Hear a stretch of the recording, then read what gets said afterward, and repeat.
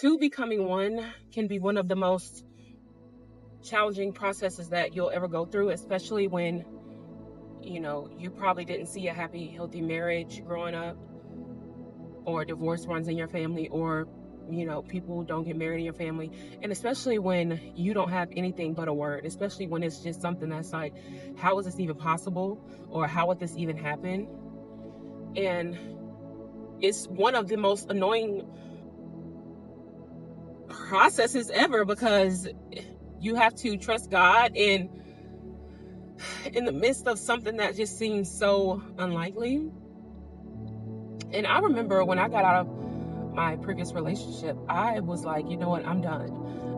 I don't have to date. I knew that there's a call of God on my life. I said I'm going to work towards it. But what I didn't know was that came with connecting with someone to fulfill it. I thought I could just do it all by myself. I focused on myself. I say to myself. And I remember one day I had a dream that Hiram was playing with my daughter. And now again, I told you that a relationship, that's not even something I was ever looking forward to ever again. But I'm just like, who is Hiram? And, why would he be playing with why would you show me this? Why would you see, God speaks and answers way ahead of time. He's already got it worked out. He's already, whatever you can think of, everything that I can think of or have thought of, God already worked it out. If I go back and look at my dream journal, and that's why I say all the time, you can track God. And so we're going to say, who's Hiram? And then, and I started to study Hiram in the Bible, and I'm like, oh, Hiram helped Solomon build the temple. It's like, okay, Hiram, builder, got it. Play on my kid, got it. And then the more that we see God on the revelation and see what God says, the more he reveals and the more just comes. And so essentially what I'm saying is, when you have a great destiny or a great assignment to fulfill on the earth, a lot of times we think that we're going to get there by ourselves, when really it could be God connecting you to someone. Really, it's just your assignment in the earth that you have to carry out with someone. And so don't be so quick to write something off as, something you'll never do, because God can very well say, no, that's not the end. There is more for you. And the more you submit to that process, the more revelation will come. And the more I kept tracking God, what God was saying, in my natural mind, I'm like, how are you going to sit here and tell me that I'm going to get married? How are you going to tell me that I'm going to love again? How are you going to tell me that I'm going to even allow someone around my kid? How are you going to tell me that one day you just don't up and move? You may have to leave everything. You may have to. How are you just going to tell me all this stuff first? I didn't sign up for this. I did not ask for this.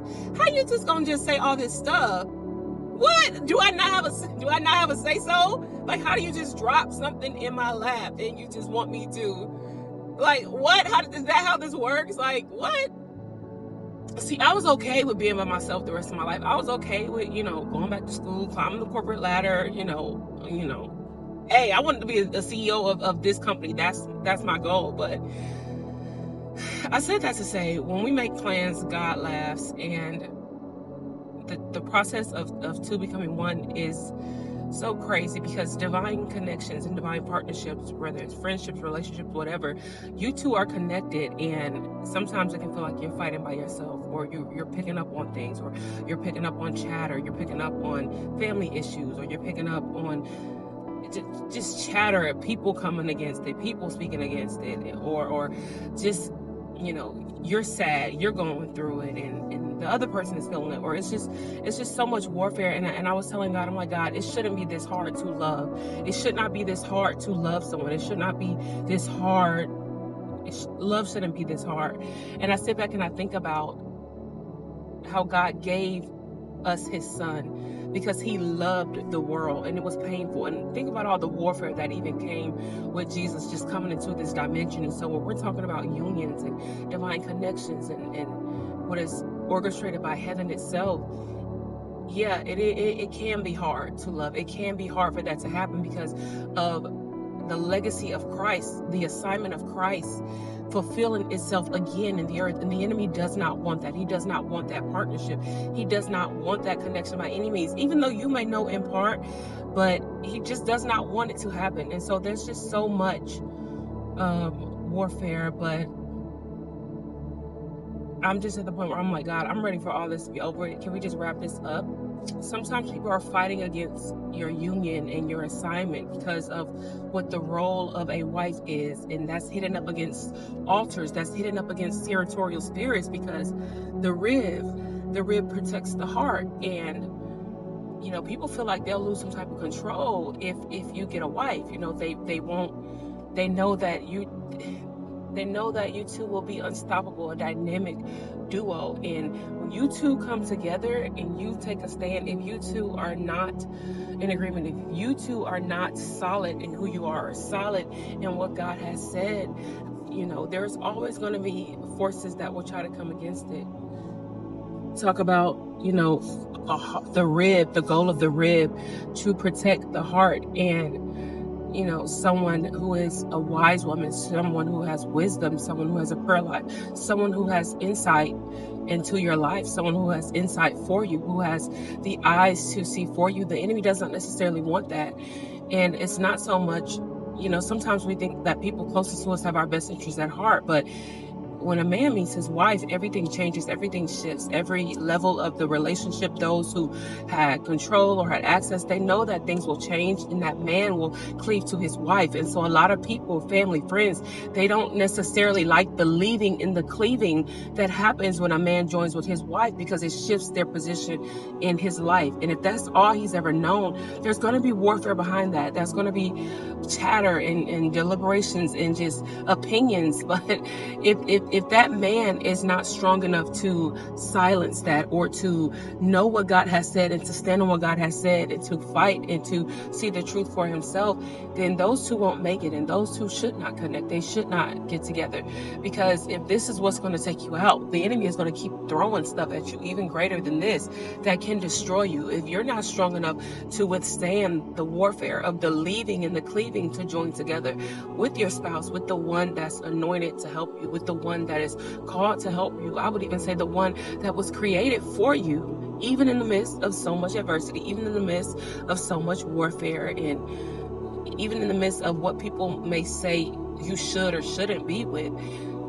How do you plan to make it through what else is coming in life if the two of you are not in a unified, fortified front? And so sometimes that allows these testings to happen beforehand, to test you and see, will you stand? Because if you fold now, you will definitely fold when the real warfare comes. You see, familial warfare, territorial warfare, family warfare, all that is just because, you're touching up against altars. You're touching up against territorial spirits. Maybe you come from a family where there's divorce, or maybe you've never seen a marriage in your family. Maybe that's just not in your bloodline. So it's a lot of things that go into that. But you two must remain sure of one another. And most importantly, instead of talking to everybody else so much, you need to talk to each other. You need to communicate with each other. If we can't talk to each other, we don't have nothing. We won't be able to stand. And that is the beauty of the oneness and the closeness with your spouse, So that warfare of leaving and cleaving, it is just the most annoying thing. But I really do think that we are at the turning point of long awaited promises, and that's just what I believe. If you know that God is connecting you to someone, if you know that someone is assigned to you, don't leave that person fighting by yourself. Don't leave that person trying to figure it out while you're going back and forth. I think the most integral thing to do is to tell God, look, God, I don't know, I'm unsure. Whatever you're unsure about, don't leave someone else in limbo. Don't leave that relationship open to attack because you're not clear or you're not sure. Be honest and say, Lord, I'm not sure, and be willing to let it go. Be willing to move on. It's to something that you are more clear about, to something that you are more sure about. But don't leave someone else hanging in the balance because you are unable to make a decision or because you are unclear. That's something you should work out with God, because I believe that either way the will of God will be made manifest. Can it be beautiful with someone that God has ordained? Absolutely. But God is not going to force anyone to do his will. And you have, just like you have to choose the will of God, you have to choose each other every day. You have to make a choice to choose each other. And if you're not willing to choose that person above family, friends, logic, what makes sense, then you don't deserve that person.